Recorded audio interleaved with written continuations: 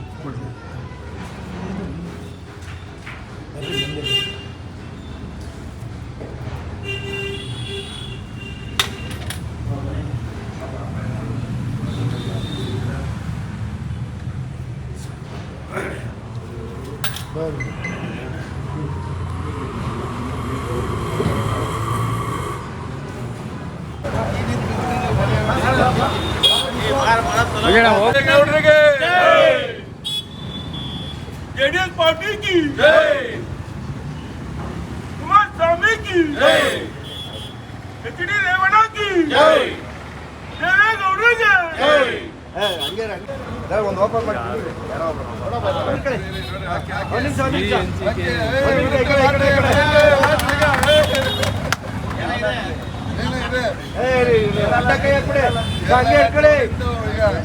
ಸಾಕು ಸಾಕು ಒಂದು ನಿಮಿಷ ಹಂಗೆ ಇಟ್ಕೊಳ್ಳಿ ಸ್ವೀಟ್ ಬಾಕ್ಸ್ ಕಾಣಲಿ ಈ ಕಡೆ ನೋಡಿ ಈ ಕಡೆ ನೋಡಿ ಈ ಕಡೆ ನೋಡಿ ಸರ್ ಈ ಕಡೆ ಶೇಖರಪ್ಪ ಅವರೇ ಕೇರಳ ಲಾಟ್ರಿ ಈಗ ಓಕೆ ಆಚರಿಸ್ತಾ ಇದ್ದೇವೆ.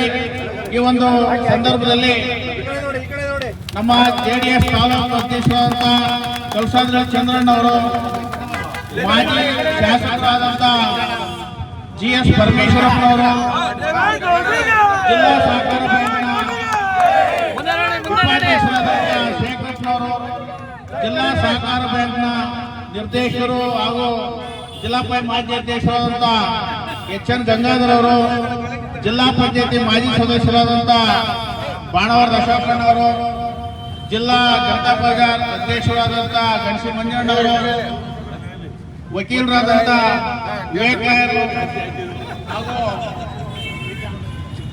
ರಾಜ್ಯ ಕುರುಬ ಸಂಘದ ಜಿಲ್ಲಾ ಉಪಾಧ್ಯಕ್ಷರಾದಂಥ ಕೆಂಕೇರಿ ಕೇಶವಣ್ಣವರು, ನಾಗಸ್ವಾಮಿ ಮಂಜಣ್ಣವರು ಹಾಗೂ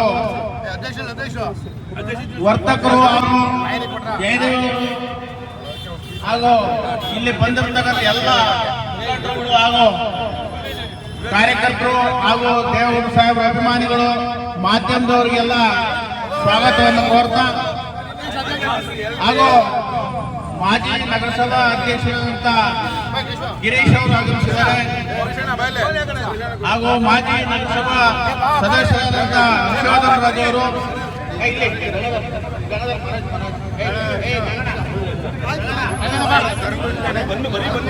ನಗರ ಘಟಕದ ಬಿಜೆಪಿ ಮಾಜಿ ಅಧ್ಯಕ್ಷರು ತೊಳಕರೆ ಲೋಕಣ್ಣ ಅವರು, ಮಾಜಿ ನಗರಸಭಾ ಅಧ್ಯಕ್ಷರಾದಂಥ ವಿದ್ಯಾರ್ಥಿಗಳು, ವಿನಯ್ ಅವರು,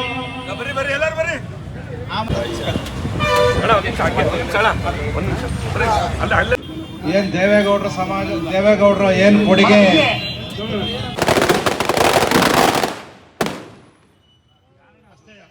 ಮಾಜಿ ನಗರಸಭಾ ಅಧ್ಯಕ್ಷರಾದಂಥ ವಾಲ್ಮೀಕಿ ಸಮಾಜ ಮುಖಂಡರಾದಂಥ ಗಿರೀಶ್ ಅವ್ರು ಮಾತಾಡ್ಬೇಕಂತ ಕೇಳ್ತಾರೆ.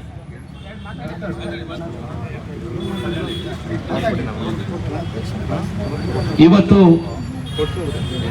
ಕರ್ನಾಟಕದ ಮಣ್ಣಿನ ಮಗ, ನಾವು ನೀವೆಲ್ಲ ಕಂಡಂತಹ ಮಹಾನ್ ವ್ಯಕ್ತಿ, ಈ ಭಾರತದ ಮಾಜಿ ಪ್ರಧಾನಮಂತ್ರಿಗಳಾದಂತಹ ಸನ್ಮಾನ್ಯ ಅಪಾರವಾಗಿದೆ. ಈಗ ನಾನೊಬ್ಬ ST ಸಮಾಜ ಇರ್ಬೋದು, ಈ ST ಸಮಾಜಕ್ಕೆ ಮೂಲ ಕೊಡುಗೆಯನ್ನ ಕೊಟ್ಟಂತಹ ಮಹಾನ್ ವ್ಯಕ್ತಿ ಅಂದ್ರೆ ಸನ್ಮಾನ್ಯ ಎಚ್ ಡಿ ದೇವೇಗೌಡರು ಅಂತಾನೆ ಹೇಳ್ಬೇಕು. ಬರೀ ಎಲ್ಲದೂ ಆಗ್ಲಿ ರೈತರ ಕಷ್ಟ ಸುಖಗಳನ್ನ ಅರಿತು ಅವರ ಸಾಲ ಮನ್ನಾವನ್ನ ಮಾಡುವಂತಹ ಒಂದು ನಿಷ್ಠೆಯನ್ನ ರೈತರ ಪರವಾಗಿ ನಿಲ್ಲುವಂತ ಯಾರಾದ್ರೂ ವ್ಯಕ್ತಿ ಯಾರಾದ್ರೂ ಇದ್ರೆ ಸನ್ಮಾನ್ಯ ದೇವೇಗೌಡರು.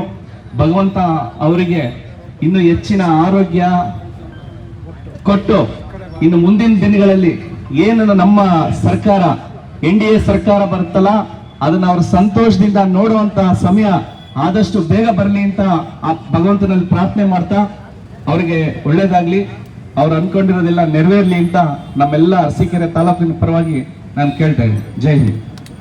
ದೇವೇಗೌಡ ಅಪ್ಪಾಜಿಯವರ 94ನೇ ವರ್ಷದ ಈ ಒಂದು ಜನ್ಮ ದಿನಾಚರಣೆ ಸಂದರ್ಭದಲ್ಲಿ ಅರಸೀಕೆರೆ ತಾಲೂಕಿನ JDS ನ ಮುಖಂಡರೇ ಮತ್ತು ಬಿಜೆಪಿ ಮುಖಂಡರುಗಳು ಮತ್ತು ನಮ್ಮ ಮಾಜಿ ಶಾಸಕರಾದಂತಹ ಪರಮೇಶ್ವರನವರ ನೇತೃತ್ವದಲ್ಲಿ ಇವತ್ತೇನು ದೇವೇಗೌಡರ ಜನ್ಮದಿನವನ್ನು ಆಚರಿಸ್ತಾ ಇದ್ದೀವಿ. ಬಹುಶಃ ಉತ್ತರ ಭಾರತದವರೇ ಪ್ರಧಾನಮಂತ್ರಿಗಳಾಗ್ತಾ ಇದ್ದ ಕಾಲದಲ್ಲಿ ಈ ಒಂದು ದಕ್ಷಿಣ ಭಾರತದಿಂದ ಸನ್ಮಾನ್ಯ ದೇವೇಗೌಡರು ಕೆಂಪು ಕೋಟೆಯಲ್ಲಿ ತ್ರಿವರ್ಣ ಧ್ವಜವನ್ನು ಆರಿಸುವ ಮುಖಾಂತರ ಅದರಲ್ಲೂ ಕೂಡ ಕರ್ನಾಟಕ ರಾಜ್ಯಕ್ಕೆ ಹಾಸನ ಜಿಲ್ಲೆಗೆ ಕೀರ್ತಿಯನ್ನ ತಂದಂತವರು ಸನ್ಮಾನ್ಯ ದೇವೇಗೌಡರು. ಕಾರ್ಯಕರ್ತರು ಮತ್ತು ಮುಖಂಡರಲ್ಲಿ ಮನವಿ ಮಾಡ್ತಾ ಈ ದಿನ 94ನೇ ವರ್ಷದ ಶ್ರೀ ದೇವೇಗೌಡ ಅಪ್ಪಾಜಿ ಅವರ ಹುಟ್ಟುಹಬ್ಬದ ಶುಭಾಶಯ ಕೋರಲಿಕ್ಕೆ ಎಲ್ಲ NDM ಕಾರ್ಯಕರ್ತರು ಮತ್ತು ಮುಖಂಡರು ಸೇರಿ ಈ ದೇಶದಲ್ಲಿ ಮೊಟ್ಟ ಮೊದಲನೇ ಬಾರಿಗೆ ಒಬ್ಬ ಸಾಮಾನ್ಯ ರೈತರ ಮಗ ಅತಿ ಹೆಚ್ಚು ಹುದ್ದೆಯನ್ನು ಹೊಂದುತ್ತಾರೆ ಅಂತ ಅಂದರೆ ಅದು ಶ್ರೀ ದೇವೇಗೌಡ ಅಪ್ಪಾಜಿಯಿಂದ ಕೇಳ್ಕೊಳ್ಳೋ ಅಂಥದ್ದು. ಅವರು ದೇವೇಗೌಡ ಅಪ್ಪಾಜಿಯವರು ಒಬ್ಬರು ವ್ಯಕ್ತಿ ಅಲ್ಲ, ಒಂದು ಎಂಥ ಪೂರ ರಾಜಕೀಯ ರಣರಂಗಕ್ಕೆ ಒಬ್ಬರು ಶಕ್ತಿ ಅಂತ ಹೇಳಿ ನಾನು ಈ ಮಾತುಗಳನ್ನು ಮುಗಿಸ್ತೀನಿ. ಬ್ಯಾಂಕ್ನ ಉಪಾಧ್ಯಕ್ಷರು ಆದಂತ ರಾಂಪುರ್ ಶೇಖರಪ್ಪನವ್ರು ಮಾತಾಡ್ಬೇಕು. ಇವತ್ತು ಈ ದೇಶ ಕಂಡಂಥ ಮೊದಲ ಕನ್ನಡಿಗ ಮಾಜಿ ಪ್ರಧಾನಿ ದೇವೇಗೌಡರ 94ನೇ ಹುಟ್ಟು ಹಬ್ಬದ ಸಂದರ್ಭದಲ್ಲಿ ಅವರಿಗೆ ನಾನು ಶುಭಾಶಯಗಳನ್ನ ಹೇಳಲಿಕ್ಕೆ ಬಯಸ್ತೇನೆ. ಏನು ಈ ಇಳಿ ವಯಸ್ಸಿನಲ್ಲೂ ಕೂಡ ನಾವೆಲ್ಲ ಗಮನಿಸಿದ್ದೇವೆ. ಕಳೆದ 2-3 ತಿಂಗಳಿಂದ ರಾಜ್ಯಸಭೆಯಲ್ಲಿ ನೀರಾವರಿಗೋಸ್ಕರ ಎತ್ತಿನೊಳೆ ಸೇರಿದಂತೆ ಎಲ್ಲ ಯೋಜನೆಗಳನ್ನು ಪೂರ್ಣಗೊಳಿಸಿ ಕರ್ನಾಟಕವನ್ನು ಉಳಿಸಿ ಅಂತ ಅವರು ಕಣ್ಣೀರು ಹಾಕಿದ್ದನ್ನು ಇಡೀ ದೇಶ ಕಂಡಿದೆ.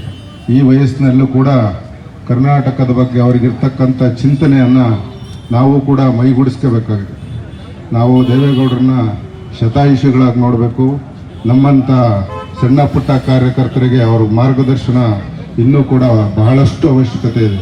ಹಾಗಾಗಿ ದೇವೇಗೌಡರು ನಮ್ಮ ಜೊತೆ ಇನ್ನೂ 1-2-3 ದಶಕಗಳ ಕಾಲ ಬಾಳಿ ನಮಗೆ ಮಾರ್ಗದರ್ಶನವನ್ನು ನೀಡ್ತಾರೆ. ಅವರಿಗೆ ಹುಟ್ಟುಹಬ್ಬದ ದಿನ ನಾವು ಒಳ್ಳೆಯದಾಗಲಿ ಅಂತೇಳಿ ಭಗವಂತನಲ್ಲಿ ಈ ತಾಲೂಕಿನ ಜೇನುಕಲ್ ಸಿದ್ದೇಶ್ವರ ಸ್ವಾಮಿಯವರ ಮೇಲೆ ಕೇಳ್ಕೊಳ್ತೀನಿ. ಇದ್ರೆ ಇವತ್ತು ಯಾರು ಕೂಡ ಈ ರಾಜಕೀಯ ಕ್ಷೇತ್ರದಲ್ಲಿ ಇವತ್ತೇನು ಚುಕ್ಕಾಣಿಗಳನ್ನು ಇಟ್ಕೊಂಡಿದ್ದಾರೆ, ಇವತ್ತು ಯಾರು ಮುಖ್ಯಮಂತ್ರಿ ಇರಬಹುದು, ಕೆಲವರು ಶಾಸಕರು ಇರ್ಬೋದು, ಇವತ್ತು ದೇವೇಗೌಡರ ಫೋಟೋವನ್ನು ಅವ್ರನ್ನ ಸ್ಮರಣೆ ಮಾಡ್ತಾ ನಾವು ರಾಜಕೀಯ ಕ್ಷೇತ್ರದಲ್ಲಿ ಬಂದಿದ್ದೀವಿ ಅಂತಕ್ಕಂಥ ಸ್ಮರಣೆಯನ್ನು ಇಟ್ಕೊಳ್ಬೇಕಾಗ್ತದೆ. ಯಾಕೆಂದರೆ ಪ್ರಾದೇಶಿಕ ಪಕ್ಷವನ್ನು ಕಟ್ತಾ ಹೋಯಿದ್ರೆ ಇವ್ರು ಯಾರು ಕೂಡ ಶಾಸಕರು ಆಗ್ತಿರಲಿಲ್ಲ, ಮುಖ್ಯಮಂತ್ರಿಗಳೂ ಆಗ್ತಿರಲಿಲ್ಲ. ಇದೊಂದೆಲ್ಲರೂ ಕೂಡ ಅರ್ಥ ಮಾಡ್ಕೊಳ್ಬೇಕಾಗ್ತದೆ. ಇದು ಒಂದು ಕಾರ್ಖಾನೆ, ದೇವೇಗೌಡರು ಸ್ಥಾಪನೆ ಮಾಡಿರ್ತಕ್ಕಂಥದ್ದು ಒಂದು ಕಾರ್ಖಾನೆ ಇದು. ಅದರಲ್ಲಿ ನಾವು ಎಲ್ಲರೂ ಕೂಡ ಅದ್ರ ಮುಖಾಂತರ ನಾವು ರಾಜಕೀಯ ಕ್ಷೇತ್ರಕ್ಕೆ ಬಂದಿದ್ದು. ಅವ್ರು ಕೊಟ್ಟಂಥ ಕೊಡುಗೆ ಈ ತಾಲೂಕಿಗೆ ಎಲ್ಲ, ರಾಜ್ಯಕ್ಕೆ ಎಲ್ಲ, ದೇಶಕ್ಕೆ ಕೊಟ್ಟಿರ್ತಕ್ಕಂಥದ್ದು. ಇವತ್ತು ಪಂಚಾಯತಿ ಸದಸ್ಯರಾಗಿ, ತಾಲೂಕು ಬೋರ್ಡ್ ಸದಸ್ಯರಾಗಿ, ಶಾಸಕರಾಗಿ, ಜಿಲ್ಲಾ ಮಂತ್ರಿಯಾಗಿ, ಸಂಸತ್ ಸದಸ್ಯರಾಗಿ ಈ ದೇಶದ ಪ್ರಧಾನಿ ಆಗಿದ್ದಾರೆ ಅಂದರೆ ಸನ್ಮಾನ್ಯ ನಮ್ಮ ಯಜಮಾನರಾಗಿರ್ತಕ್ಕಂಥ ದೇವೇಗೌಡರು ಹೊರತುಪಡಿಸಿ ದಕ್ಷಿಣ ಭಾರತದಲ್ಲಿ ಇನ್ಯಾರಾದರೂ ಇದ್ದಾರೆ ಅಂತಕ್ಕಂಥದ್ದು ನಾವು ಅರ್ಥ ಮಾಡ್ಕೊಳ್ಬೇಕಾಗ್ತದೆ. ಯಾರು ಮಾಡಿದ್ದು ತುಮಕೂರು ಪರಮಶಿವನರು ಒಬ್ಬರು ಇಂಜಿನಿಯರ್. ಆವಾಗ ದಕ್ಷಿಣ ಕನ್ನಡದವರು ಇದನ್ನು ವಿರೋಧ ಮಾಡಿದರು, ನೇತ್ರಾವತಿ ಇರುವನ್ನು. ಆವಾಗ ಏನು ಮಾಡಿದ್ವಿ, ಬದಲಾವಣೆ ಮಾಡಬೇಕು ಅಂತೇಳಿ ಆವಾಗ 8,000 ಕೋಟಿಗೆ ಇದನ್ನು ಬಡ್ಜೆಟ್ ಮಾಡಿದ್ರಿ. ಯಾವುದನ್ನು ಇದನ್ನು ಎತ್ತಿನೊಳೆ ಅಂತ ಮಾಡಿ ಇವತ್ತು 28,000 ಕೋಟಿಗೆ ಇದು ಬಡ್ಜೆಟ್ ಮಾಡಿರ್ತಕ್ಕಂಥದ್ದು. ಇವತ್ತು ನೀರು ಕೊಡ್ತಕ್ಕಂಥ ಕೆಲಸ ನಡೀತಾ ಇದೆ. ಇವತ್ತು ಇವತ್ತು ಫಾರೆಸ್ಟ್ ಇಲಾಖೆಯಿಂದ ಕೇಂದ್ರ ಸರ್ಕಾರದಲ್ಲಿ ಇವತ್ತು ದೇವೇಗೌಡರು ಫೈಲ್ ಇಟ್ಕೊಂಡು ಹೋಗಿ ಅದನ್ನು ಕ್ಲಿಯರೆನ್ಸ್ ಕೊಡೋದು ಇವತ್ತು ಕೂಡ ನೀರು ಕೊಡೋಕೆ ಆಗ್ತಿರ್ಲಿಲ್ಲ. ಈ ಕೆಲಸ ಮಾಡಿರ್ತಕ್ಕಂಥವ್ರು ಯಾರು? ದೇವೇಗೌಡರು ಮಾಡಿರ್ತಕ್ಕಂಥದ್ದು. ಫಾರೆಸ್ಟ್ಗೆ ಇಲಾಖೆಯವರು ಅನುಮತಿ ಕೊಡೋದು ಹೋದರೆ ಕಾರ್ಯಕ್ರಮ ಕಾಮಗಾರಿ ಕೆಲಸ ಮಾಡೋಕ್ಕಾಗ್ತಿರ್ಲಿಲ್ಲ. ಅದನ್ನು ಕೂಡ ಅವರು ಏನು ಕೆಲವರು ಪ್ರಬುದ್ಧ ಈ ರಾಜಕಾರಣದಲ್ಲಿ ಬುದ್ಧಿವಂತರಿದ್ದಾರೆ, ಅವ್ರ ಬಗ್ಗೆ ಅಪಪ್ರಚಾರ ಮಾಡ್ತಕ್ಕಂಥದ್ದು ಅಲ್ಲ ಅಂತೇಳಿ ಅವ್ರಿಗೂ ಕೂಡ ಎಚ್ಚರಿಕೆಯನ್ನು ಕೊಡ್ತಕ್ಕಂಥ ಇನ್ನು ಹೇಳತಕ್ಕಂಥದ್ದು ಇದೆ, ಬೇಕಾದಷ್ಟಿದೆ. ಸನ್ಮಾನ್ಯ ದೇವೇಗೌಡ ಅವರಿಗೆ ಹುಟ್ಟುಹಬ್ಬದ ಶುಭಾಶಯವನ್ನ ತಿಳಿಸ್ತಾ ಈ ಒಂದು ಕಾರ್ಯಕ್ರಮಕ್ಕೆ ಆಗಮಿಸಿರ್ತಕ್ಕಂತಹ NDA ಎಲ್ಲ ಮಿತ್ರರಿಗೂ ಹಾಗೂ ಎರಡೂ ಪಕ್ಷದ ಎಲ್ಲ ಕಾರ್ಯಕರ್ತರಿಗೂ ಅಭಿನಂದನೆಯನ್ನ ಸಲ್ಲಿಸ್ತಾ, ಇವತ್ತು ಏನು ಮಾಜಿ ಪ್ರಧಾನಮಂತ್ರಿಗಳಾದಂತ ಸನ್ಮಾನ್ಯ ದೇವೇಗೌಡರು ಕೆಂಪುಕೋಟೆಯಲ್ಲಿ ತ್ರಿವರ್ಣ ಧ್ವಜವನ್ನ ಆರಿಸಿರ್ತಕ್ಕಂತಹ ಯಾವ್ದಾದ್ರು ಒಬ್ಬ ಪ್ರಧಾನಮಂತ್ರಿ ಇದ್ರೆ ಕರ್ನಾಟಕದ ಅದು ಮಾಜಿ ಪ್ರಧಾನಮಂತ್ರಿ ದೇವೇಗೌಡರು ಅಂತ ಹೇಳಲಿಕ್ಕೆ ಹೆಮ್ಮೆಯಿಂದ ಹೇಳಲಿಕ್ಕೆ ಬಯಸ್ತಾ, ಹಾಗೆಯೇ ಅವರು ಪ್ರಧಾನಿ ಆದಂತಹ ದಿನದಲ್ಲಿ ಮೊದಲನೇ ಬಾರಿಗೆ ರೈತರಿಗೆ ಗೊಬ್ಬರದ ಸಬ್ಸಿಡಿಯನ್ನ ಕೊಡ್ತಕ್ಕಂತ ಕೆಲಸವನ್ನ ಮಾಡಿರ್ತಕ್ಕಂತ ಯಾವ್ದಾದ್ರು ಒಬ್ಬ ಪ್ರಧಾನಮಂತ್ರಿ ಇದ್ರೆ ಅದು ಸನ್ಮಾನ್ಯ ದೇವೇಗೌಡರು ಅಂತ ಹೇಳಿಕ್ ಬಯಸ್ತಾ, ಹಾಗೆಯೇ ಏನು ಹಿಂದುಳಿದ ವರ್ಗ ಹಾಗೆಯೇ ಮಹಿಳೆಯರಿಗೆ ಸ್ಥಳೀಯ ಸಂಸ್ಥೆಗಳಲ್ಲಿ ಮೀಸಲಾತಿಯನ್ನ ತಂದುಕೊಟ್ಟಂತ ಯಾವ್ದಾದ್ರು ವ್ಯಕ್ತಿ ಇದ್ರೆ ಸನ್ಮಾನ್ಯ ದೇವೇಗೌಡರು ಅಂತ ಈ ಸಂದರ್ಭದಲ್ಲಿ ಹೇಳಲಿಕ್ಕೆ ಬಯಸ್ತಾ, ಹಾಗೆಯೇ ಇವತ್ತು ಏನು ಎತ್ತಿನ ಹೊಳೆಯ ಕೆಲಸ ನಡೀತಾ ಇದೆ, ಆ ಎತ್ತಿನ ಹೊಳೆಯ ಕೆಲಸ ಇವತ್ತು ಏನು ಫಾರೆಸ್ಟ್ ಇಂದ ಅನುಮತಿಯನ್ನು ಸಿಗಬೇಕಾಯಿತು ಸುಮಾರು 10 ವರ್ಷಗಳಿಂದ ಇಲ್ಲಿವರೆಗೂ ಸಹ ಕಾಂಗ್ರೆಸ್ ಸರ್ಕಾರ ಕೇಂದ್ರ ಇದ್ದಾಗ್ಯೂ ಕೂಡ ಅವರಿಗೆ ಅದನ್ನ ಕ್ಲಿಯರ್ ಮಾಡಿಸ್ಕೊಳ್ಲಿಕ್ಕೆ ಆಗಿರಲಿಲ್ಲ. ಇವತ್ತು ಅದನ್ನ ದೇವೇಗೌಡರು ಸಂಸತ್ನಲ್ಲಿ ಮಾತಾಡ್ಲಿಕ್ಕೋಸ್ಕರ ಹಾಗೂ ಫೈನಲ್ ಅವರೇ ತೆಗೆದುಕೊಂಡೋಗಿ ಪಾಲಿಟ್ ಆಫೀಸಲ್ಲಿ ಕ್ಲಿಯರೆನ್ಸ್ ಕೊಟ್ಟ ಮೇಲೆ ಇವತ್ತು ಕೆಲಸ ಪ್ರಾರಂಭವಾಗಿದೆ. ಅದನ್ನ ವಿರೋಧಿಗಳು ಅದನ್ನ ತಿಳ್ಕೋಬೇಕು. ದೇವೇಗೌಡರಿಗೆ ಅವರು ಮೊದಲು ಕೃತಜ್ಞತೆಯನ್ನು ಸಲ್ಲಿಸಬೇಕು. ಅವರು ಪಕ್ಷಾತೀತವಾಗಿ ನಮ್ಮ ರೈತರಿಗೆ ಒಳ್ಳೆದಾಲಿನ ಒಂದು ಭಾವನೆಯನ್ನ ಇಟ್ಕೊಂಡು ಈ ಕೆಲಸ ಮಾಡಿದಾರೆ ಹೊರತು ಯಾವುದೇ ಎಲ್ಲಾ ಪಕ್ಷದಲ್ಲೂ ರೈತರಿದ್ದಾರೆ. ಹಾಗಾಗಿ ಇವತ್ತು ಏನು ದೇವೇಗೌಡರಂತಹ ಒಬ್ಬ ವ್ಯಕ್ತಿ ಕರ್ನಾಟಕ ರಾಜ್ಯದಿಂದ ಪ್ರಧಾನಮಂತ್ರಿಯಾಗಿ ಆಯ್ಕೆಯಾದ ಸಂದರ್ಭದಲ್ಲಿ ಅವರು ಮಾಡಿರ್ತಕ್ಕಂತ ಅನೇಕ ಕರ್ನಾಟಕ ಕೆಲಸಗಳು ಬಹಳ ಇದಾವೆ. ಹಾಗೆಯೇ ಅವರ ಮಾರ್ಗದರ್ಶನ, ಅವರ ಇನ್ನೂ ಅನೇಕ ಕೆಲಸಗಳನ್ನ ಮಾಡಬೇಕಾಗಿದೆ. ಅವರು ಇವತ್ತು 25 ವರ್ಷದ ಸಂಸದರು ಕೂಡ ಇವತ್ತು ಸಂಸತ್ತಿನಲ್ಲಿ ಅವರ ರೀತಿ ಮಾತಾಡ್ಲಿಕ್ಕೆ ಆಗ್ತಾ ಇಲ್ಲ. ಅವರ ಇವತ್ತು ಏನಾಗಿದೆ ಅವರ ಚಾಣಾಕ್ಷತನ, ಹಾಗೆಯೇ ಅವರ ಮುಟ್ಟು ಹೋರಾಟಗಾರ ಚಲವಂತ. ಅವತ್ತು ವಿಧಾನಸಭೆಯಲ್ಲಿ 2 ಸ್ಥಾನವನ್ನ ಬರುವಂತ ಸಂದರ್ಭ ಸಹ ಅವರು ಹಿಮ್ಮೆಟ್ಟಿಲ್ಲ, ಪ್ರಾದೇಶಿಕ ಪಕ್ಷವನ್ನ ವಿಸರ್ಜನೆ ಮಾಡಲಿಲ್ಲ, ಹೋರಾಟವನ್ನ ಮಾಡಿ ಬಂಡೆಯಂತೆ ಗಟ್ಟಿಯಾಗಿ ನಿಂತ್ಕೊಂಡು ಪಕ್ಷವನ್ನ ಸಂಘಟನೆ ಮಾಡಿ ಇವತ್ತು ಕೂಡ ನಮ್ಮ ರಾಜ್ಯದಲ್ಲಿ ಇರ್ತಕ್ಕಂತ ಎಲ್ಲ ಪಕ್ಷದ ನಾಯಕರಿಗಿನ್ನ ಏನು 94 ವರ್ಷಕ್ಕೆ ವಸಂತದ ಕಾಲಿಟ್ಟಿದ್ದಾರೆ ಸನ್ಮಾನ್ಯ ದೇವೇಗೌಡರು. ಅವ್ರ ಮುಂದೆ ಯಾರು ಅವ್ರ ತರ ಸಂಘಟನೆ ಮಾಡ್ಲಿಕ್ಕೆ ಆಗ್ತಾ ಇಲ್ಲ. ಇವತ್ತು ಏನು ಕಾಂಗ್ರೆಸ್ ನಲ್ಲಿ ಇರ್ತಕ್ಕಂತ 70 ರಿಂದ 80% ಜನ ದೇವೇಗೌಡ ಗಡಿಯಲ್ಲಿ ಬೆಳೆದಂತಹ ಜನ, ಮುಖ್ಯಮಂತ್ರಿ ಇರ್ಬೋದು, ಸುಮಾರು ಜನ ಮಂತ್ರಿಗಳಿದ್ದಾರೆ.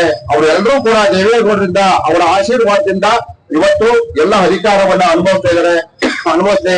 ಹಾಗೆಯೇ ದೇವೇಗೌಡರ ಸೇವೆ ಹಾಗೂ ಅವರ ರಾಜ್ಯ ತಾಂತ್ರಿಕತೆ ಇವೆಲ್ಲವೂ ಕೂಡ ಇನ್ನೂ ನಮಗೆ ಬೇಕಾಗಿದೆ. ನಮ್ಮ ಕರ್ನಾಟಕಕ್ಕೆ ಅವರ ಸೇವೆ ಅವಶ್ಯಕತೆ ಇದೆ. ಹಾಗಾಗಿ ಅವರಿಗೆ ದೇವರು ಆರೋಗ್ಯವನ್ನ ಕೊಳ್ಳಿ, ಹಾಗೆ ಇನ್ನೂ ಶತಾಯುಷಿಯಾಗಿ ಇರಲಿ ಅಂತ ಹೇಳಿ ಇವತ್ತು ಮಾತಾಡಲಿಕ್ಕೆ ಅವಕಾಶ ಮಾಡಿಕೊಂಡ ಎಲ್ಲ NDA ಮಿತ್ರರಿಗೆ ಮತ್ತೊಮ್ಮೆ ನಮಸ್ಕರಿಸಿ ಮಾತು ಮುಗಿಸ್ತೇನೆ. ಹಾಗೆಯೇ ನಮ್ಮ ಪುಟ್ಟಸ್ವಾಮಿ ಅವರು ಸಹ ಇವತ್ತು ದೇವೇಗೌಡ ಹುಟ್ಟುಹಬ್ಬದಿಂದ ಅವರು ಹುಟ್ಟಿದ್ದಾರೆ, ಅವರಿಗೂ ಸಹ ಶುಭಾಶಯವನ್ನ ಮಾತನ್ನ ಮುಗಿಸ್ತೇನೆ. ಜೈ ಹಿಂದ್. ಗಂಗಣ್ಣ ಅವರಿಗೆ ಧನ್ಯವಾದಗಳು. ಈಗ ತಾನೇ ಬಂದಂತ ನಮ್ಮ ಪಕ್ಷದ ಇನ್ನವರ ಮುಖಂಡರು, ಯಾರ್ಯಾವ ಸಮಾಜ ಮುಖಂಡರು ಅಂತ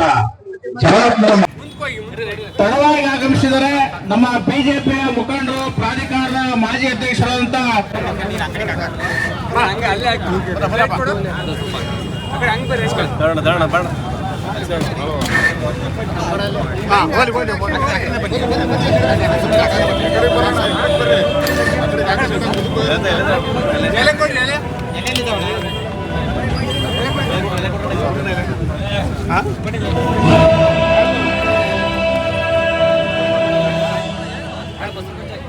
ಹಲೋ,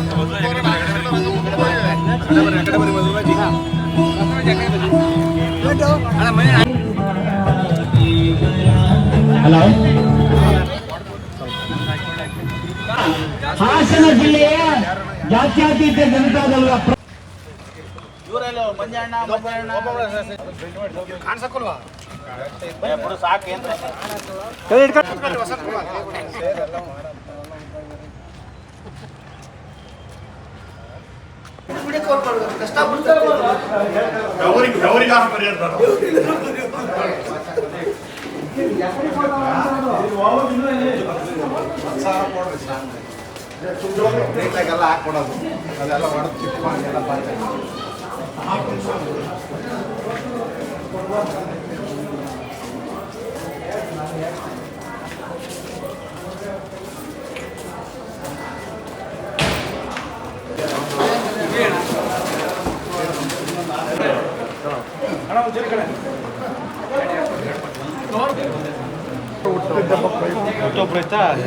ಈ ಬೆಟ್ಟದ ಅಕ್ಕ ನೀವು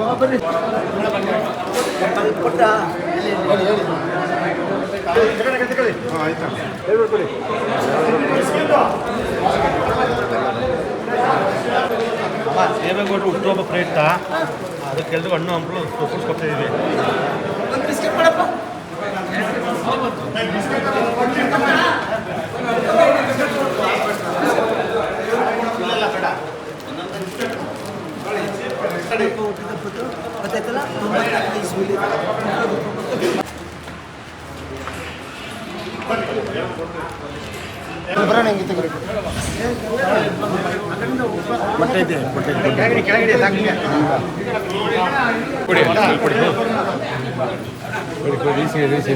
ಕೊಟ್ಟರೆ ತಲೆ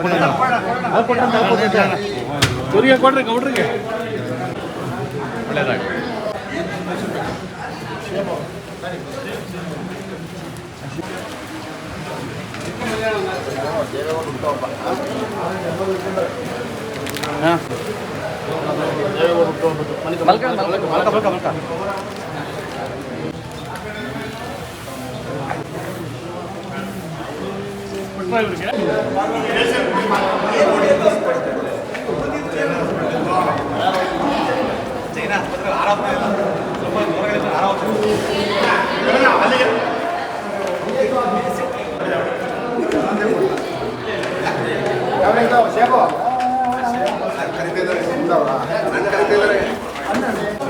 ದೇವೇಗೌಡರು ಹುಟ್ಟುಹಬ್ಬ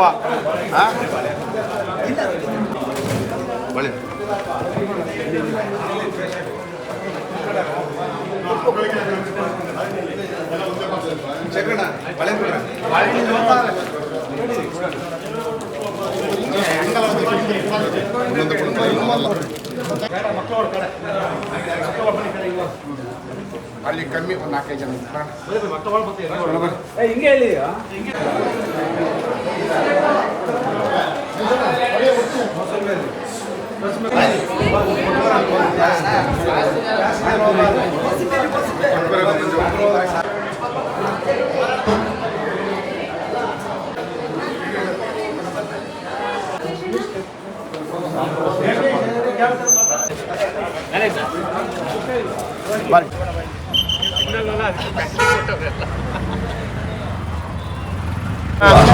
ದೇವೇಗೌಡರವರ 94ನೇ ವಸಂತಕ್ಕೆ ಕಾಲಿರ್ತಕ್ಕಂಥ ಸನ್ಮಾನ್ಯ ದೇವೇಗೌಡರು ಮಾಜಿ ಪ್ರಧಾನಮಂತ್ರಿಗಳು ರೈತನ ಮಗ ಕೆಂಪುಕೋಟೆಯಲ್ಲಿ ರಾಷ್ಟ್ರ ಧ್ವಜವನ್ನು ಹಾರಿಸಿದಂತಹ ಕರ್ನಾಟಕದ ಯಾವುದಾದರೂ ಒಬ್ಬ ಪ್ರಧಾನಮಂತ್ರಿ ಇದ್ದರೆ ಅದು ದೇವೇಗೌಡರು ಅಂತ ಹೇಳಲಿಕ್ಕೆ ಬಯಸ್ತಾರೆ. ಅವರ ಹುಟ್ಟುಹಬ್ಬವನ್ನು ಇವತ್ತು ಆಚರಿಸಲಿಕ್ಕೆ ಅವ್ರ ಶುಭಾಶಯವನ್ನು ಕೊಡ್ತಾ ಇವತ್ತು ಗಣಪತಿ ದೇವಸ್ಥಾನದಲ್ಲಿ ವಿಘ್ನೇಶ್ವರನಿಗೆ ಪೂಜೆಯನ್ನು ಸಲ್ಲಿಸುವ ಮುಖಾಂತರ ಪಿಪಿ ವೃತ್ತದಲ್ಲಿ ಅವರ ಸವಿನೆನಪಿಗೋಸ್ಕರ ಶುಭ ಕೋರಲಿಕ್ಕೆ ಕೇಕನ್ನು ಕತ್ತರಿಸುವ ಮುಖಾಂತರ ಹಾಗೆಯೇ ಫಲಾಹಾರವನ್ನು ವಿತರಿಸಿ ಇವತ್ತು ನಾವೇನು ಜೆಡಿಎಸ್ ಹಾಗೂ ಬಿಜೆಪಿಯ ಎಲ್ಲ ಮುಖಂಡರು ಸೇರಿ ಒಟ್ಟಾಗಿ ಇವತ್ತು ಆ ಕೆಲಸವನ್ನು ಮಾಡಿ ಸರ್ಕಾರಿ ಆಸ್ಪತ್ರೆಯಲ್ಲಿ ಒಳರೋಗಿಗಳಿಗೆ ಹಣ್ಣು ಹಂಪಲನ್ನು ವಿತರಣೆ ಮಾಡುವುದರ ಮುಖಾಂತರ ಸನ್ಮಾನ್ಯ ದೇವೇಗೌಡರವರ ಹುಟ್ಟುಹಬ್ಬವನ್ನು ಆಚರಿಸ್ತಾ ಇದ್ದೇವೆ. ಅವರಿಗೆ ದೇವರು ಆರೋಗ್ಯವನ್ನು ಕೊಡಲಿ. ಅವರ ಸೇವೆ ಈ ರಾಜ್ಯಕ್ಕೆ, ಈ ದೇಶಕ್ಕೆ ಇನ್ನೂ ಇರೋದ್ರಿಂದ ಅವರ ಮಾರ್ಗದರ್ಶನ ಬೇಕಾಗಿರೋದು. ಅವರು ದೇವರು ಅವರಿಗೆ ಆರೋಗ್ಯವನ್ನು ಕೊಡಲಿ ಅಂತೇಳಿ ಇವತ್ತು NDA ನಮ್ಮ ಎಲ್ಲ ಮಿತ್ರರು, ನಮ್ಮ DCP ಉಪಾಧ್ಯಕ್ಷರು ಹಿರಿಯರು, ಶೇಖರಪ್ಪನವರು, ನಮ್ಮ ಒಬ್ಬರೇ ವರ್ತಕರು ಹಾಗೂ ನಮ್ಮ NDA ಮುಖಂಡರಂತ ಶಿವಣ್ಣ ಅವರು ಹಾಗೂ ಎಲ್ಲ ನಮ್ಮ ಪಕ್ಷದ ಜಾನಪ್ಪನವರು, ರೇಖಣ್ಣ, ಪ್ರತಿಯೊಬ್ಬರು ಹೇಳಣ್ಣ, ಹರೀಶ್, ಗಣೇಶ್ ಎಲ್ಲ ಮುಖಂಡರು ಸೇರಿಕೊಂಡು ಆಯ್ಕೆ ಮಾಡಿ ಇವತ್ತು ವಿಚಾರಣೆ ಮಾಡಿ ಇವತ್ತು ದೇವರಲ್ಲಿ ಶಿವವನ್ನು ಕೊಟ್ಟ ದೇವರವರ ಆರೋಗ್ಯವನ್ನು ಕೊಡಲಿ ಅಂತ ಹೇಳಿ ದೇವರಲ್ಲಿ ಪ್ರಾರ್ಥನೆ ಮಾಡ್ತಾರೆ. ಈ ದಿನ ಮಾಜಿ ಪ್ರಧಾನಿ ದೇವೇಗೌಡರ 94ನೇ ವರ್ಷದ ಹುಟ್ಟುಹಬ್ಬವನ್ನು ಆಚರಣೆ ಮಾಡಿ ತಿರುಪತಿ ದೇವಸ್ಥಾನದಲ್ಲಿ ಪೂಜೆ ಮಾಡೋ ಮುಖಾಂತರ BP ಸರ್ಕಲ್ನಲ್ಲಿ ದೇವೇಗೌಡರ ಹುಟ್ಟುಹಬ್ಬದ ನಿಮಿತ್ತ ಕೇಕನ್ನು ಕತ್ತರಿಸಿ ಫಲಹಾರವನ್ನು ವಿತರಿಸಿ ಸರ್ಕಾರಿ ಆಸ್ಪತ್ರೆಗೆ ಬಂದು ಒಳರೋಗಿಗಳಿಗೆ ಹಣ್ಣು ಹಂಪಲುಗಳನ್ನು ವಿತರಿಸುವ ಮುಖಾಂತರ ಅರ್ಥಪೂರ್ಣವಾಗಿ ದೇವೇಗೌಡರ ಹುಟ್ಟುಹಬ್ಬವನ್ನು ಆಚರಣೆ ಮಾಡಿದ್ದೇವೆ. ದೇವೇಗೌಡರು ಇವತ್ತಿಗೂ ಕೂಡ ಈ ಕರ್ನಾಟಕದ ಬಗ್ಗೆ ಇರತಕ್ಕಂಥ ಅವರ ಅಭಿಮಾನಕ್ಕೆ ಯಾರೂ ಸಾಟಿ ಇಲ್ಲ. ಈ ರಾಜ್ಯ ಅಭಿವೃದ್ಧಿ ಆಗಬೇಕಂದ್ರೆ ಅವರು ಶತಾಯುಷಿಗಳಾಗಿ ನಮ್ಮಂಥವ್ರಿಗೆ ಇನ್ನಷ್ಟು ಮಾರ್ಗದರ್ಶನ ನೀಡಬೇಕಾದಂಥ ಅವಶ್ಯಕತೆ ತುಂಬ ಇರೋದರಿಂದ